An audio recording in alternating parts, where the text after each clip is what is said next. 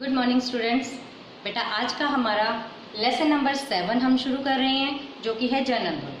जन आंदोलन का मतलब क्या होता है कि जब लोग विपरीत परिस्थितियों को अपने पक्ष में करने के लिए आंदोलन करते हैं तो उन्हें जन आंदोलन कहा जाता है, यानी कि लोगों के द्वारा चलाया गया आंदोलन। अब इस जन आंदोलन में आज का हमारा पहला टॉपिक है चिपको आंदोलन। अब ये चिपको आंदोलन किस लिए चलाया गया था? वनों की रक्षा के लिए, यानी कि पेड़ों की रक्षा के लिए। अब इस आंदोलन की शुरुआत कहाँ से हुई थी? इस आंदोलन की शुरुआत बेटा उत्तराखंड से हुई थी। उस समय का उत्तर प्रदेश था ये, बाद का उत्तराखंड। तो इसकी शुरुआत कहाँ से हुई थी? इसकी शुरुआत हुई थी बेटा राज्य उत्तराखंड। राज्य उत्तराखंड आ जाता है, जिसमें जिला चमोली आता है, गांव रेनी आता है और स्थान गोपेश्वर। स्थान आता है गोपेश्वर। तो ये जो चिपको आंदोलन था बेटा, ये शुरू हुआ था उत्तराखंड राज्य के चमोली जिले के रेनी गांव से, गोपेश्वर नामक स्थान से। ये आंदोलन वहां से शुरू हुआ था और इस आंदोलन को शुरू करने वाले दो व्यक्ति थे। वो कौन कौन से थे? एक तो थे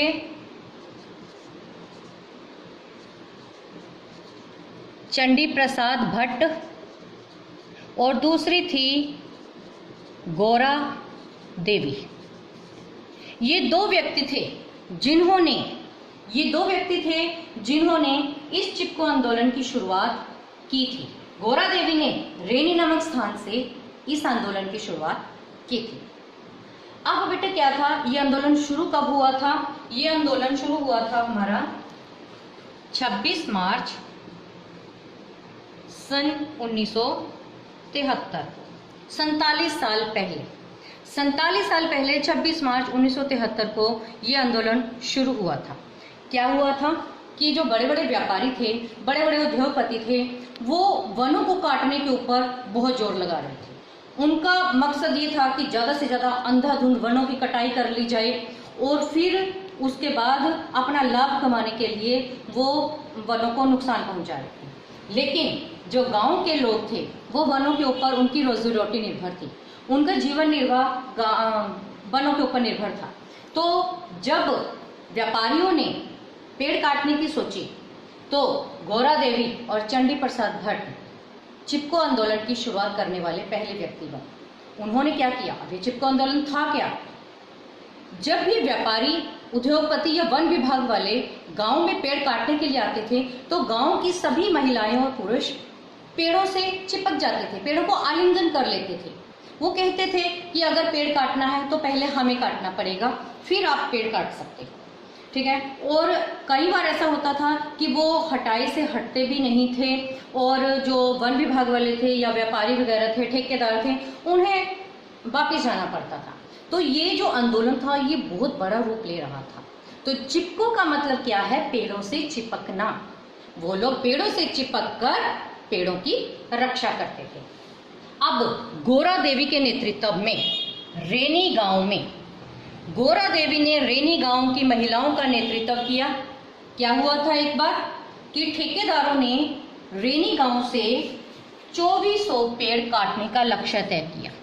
2400 पेड़ उन्होंने काटने थे, लेकिन गौरा देवी नहीं चाहती थी कि उसके गांव से पेड़ काटे जाएं, क्योंकि गौरा देवी एक विधवा औरत थी। उसका और उसके बच्चे का निर्वाह इन वनों से चलता था। अगर पेड़ काट लिए जाते तो उसके लिए जीवन निर्वाह मुश्किल हो जाता। उसके जैसे और भी बहुत परिवार थे जो वनों के ऊपर निर्भर थे।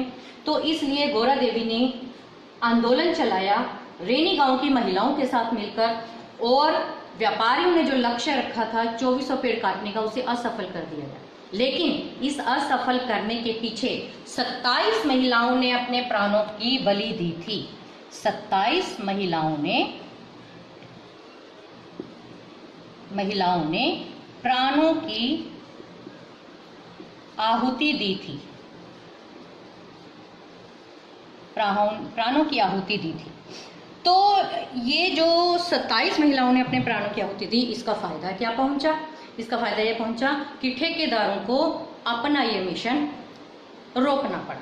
इस प्रकार से गौरा देवी ने रेनी गांव में ये आंदोलन अच्छे तरीके से चलाया। लेकिन जो गौरा देवी थी बेटा, उसने ये आंदोलन सिर्फ गांव स्तर पर चलाया। इसे राष्ट्रीय स्तर पर पहुंचाने वाले कौन थे? इसे राष्ट्रीय स्तर पर पहुंचाने वाले थे भारत के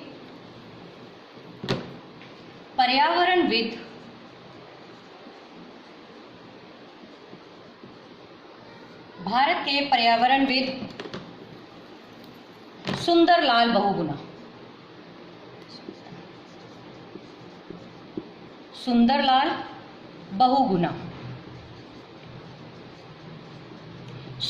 बहुगुणा ने इस चिपको आंदोलन को राष्ट्रीय स्तर तक पहुंचाया। तो अगर आपको ये क्वेश्चन आ जाता है पेपर में कि चिपको आंदोलन के प्रणेता कौन थे, तो हम सुंदरलाल बहुगुणा जी का नाम लिखेंगे, क्योंकि गौरा देवी ने उन्हें सिर्फ रेनी गांव तक स्थित रखा था, उसे आगे राष्ट्रीय स्तर तक पहुंचाने वाले थे सुंदरलाल बहुगुणा। ये प्रसिद्ध पर्यावरणविद थे, ठीक है। और बाद में इन्हें वृक्ष मित्र के नाम से भी जाना गया। वृक्ष मित्र के नाम से इन्हें जाना गया था। अब बेटा वनों को जो इनका चिपको आंदोलन चलाने का इनका उद्देश्य क्या था? चिपको आंदोलन चलाने का इनका उद्देश्य था कि वनों को जो अव्यावहारिक रूप से ठेकेदार या व्यापारी अपने फायदे के लिए काट रहे थे, उससे रोकना, ताकि जो गांव वाले हैं उनके जीवन यापन के साधन ठीक रह सके।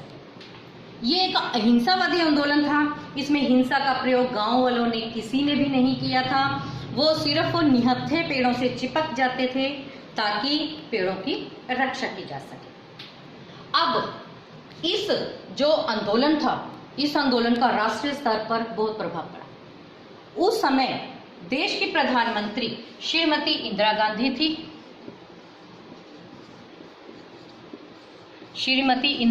थी। बेटा 1980 की बात हो रही है। ये 1980 में देश की प्रधानमंत्री श्रीमती इंदिरा गांधी थी। श्रीमती इंदिरा गांधी जिस समय ये आंदोलन चल रहा था, उस समय केंद्र की राजनीति में भी जो पर्यावरण था एक विशेष मुद्दा बन चुका था। अब इस आंदोलन ने जब अपना बहुत ज्यादा व्यापक रूप धारण कर लिया, तो श्रीमती इंदिरा गांधी ने इससे प्रभावित होकर 1980 में वन संरक्षण अधिनियम बनाया। वन संरक्षण अधिनियम कब बनाया? ये 1980 में उन्होंने एक विधेयक पास किया। अब इंदिरा गांधी ने इस विधेयक में क्या कहा था? इंदिरा गांधी ने बेटा इस विधेयक में कहा था कि हिमालय क्षेत्र के जितने भी वन हैं, 15 सालों तक उनमें कोई कटाई नहीं होगी, यानी उन्हें काटने पर 15 सालों के लिए प्रतिबंध लगा दिया गया। तो इस प्रकार ये आंदोलन एक बहुत ही वनों को बचाने वाला लाभकारी आंदोलन सिद्ध हुआ, जिसमें कि अहिंसा का प्रयोग किया गया था और गांव के महिलाएं पुरुष जाकर पेड़ों से चिपक जाते थे और पेड़ों की रक्षा करते थे। उन्होंने किसी हथियार का इस्तेमाल इसमें नहीं किया। और इसके बाद बेटा 1987 में सन 1987 में इस आंदोलन को सम्यक जीविका